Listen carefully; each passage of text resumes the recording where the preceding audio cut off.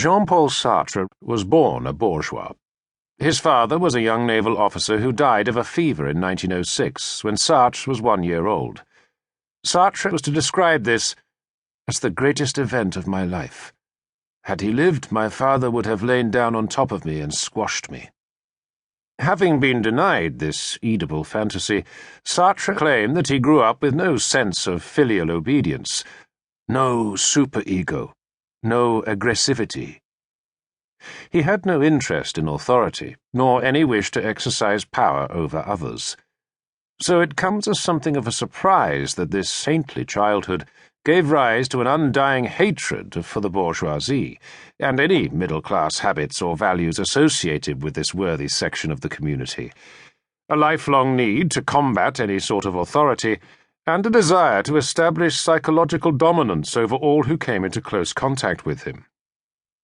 Sartre was to examine, with the brilliance of genius, the intricate workings of his mind, but more obvious points often eluded him.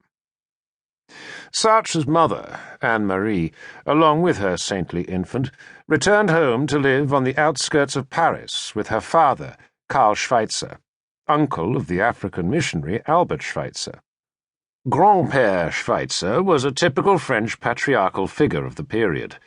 He dressed in elegant suits and a Panama hat. His word was law in the otherwise entirely female household, and he was constantly unfaithful to his wife. In his autobiography, Les Mots, Words, Sartre remembered him as a handsome man with a flowing white beard who was always waiting for the next opportunity to show off. He looked so much like God the Father that he was sometimes taken for him. Here, surely, was a super-ego straight out of central casting. But Sartre refused to acknowledge his grandfather in this vacant psychological role. Young Jean-Paul and his mother were treated like the children of the household, and Sartre came to regard Anne-Marie more as a close sister than as a mother. Unlike the father figure that he claimed he didn't need, this mother-sister figure was to become an essential requirement for the rest of his life. Judging from all descriptions, including his own, Sartre appears to have had a blissfully happy childhood. Surrounded by doting females, young Jean-Paul's ego quickly expanded to make up for its lack of a superior element. As if sanctity were not enough, the child saint now declared to himself, "I am a genius." No one contradicted him. Even grandfather swept him into his arms and called him, "My little treasure." With characteristic obtuseness, Sartre was later to declare, "I hate my childhood and everything that survives from it." Unlike other conceited little brats who came to the conclusion that they are a genius, Sartre had the imagination, endurance, and exceptional mind necessary to fulfill this self-appointed role. Young Sartre was soon filling exercise book after exercise book with long tales of knightly adventure and heroism. It was now that Sartre suffered from the accident that was to mark his appearance for life. While on a seaside vacation, he caught a cold.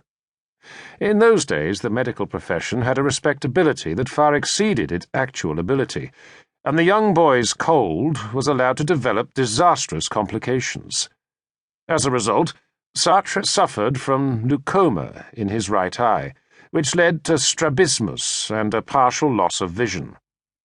In brutal, unmedical language, he now had a grotesque squint, with one all but blind eye left in a permanent oblique stare. But solipsism can soon overcome even such blemishes, and Jean-Paul's childish idyll continued. Then something really awful happened. His mother had the thoughtless effrontery to marry again. Jean-Paul was horrified. He was no longer the centre of Anne-Marie's attention, and the new Madame Moncey moved to faraway La Rochelle with her usurper husband Joseph. At the age of 12, the awkward, wall-eyed child travelled to the port of La Rochelle to live with his mother and Joseph Moncey. In Sartre's autobiography, written in his 50s, his 43-year-old stepfather is remembered with a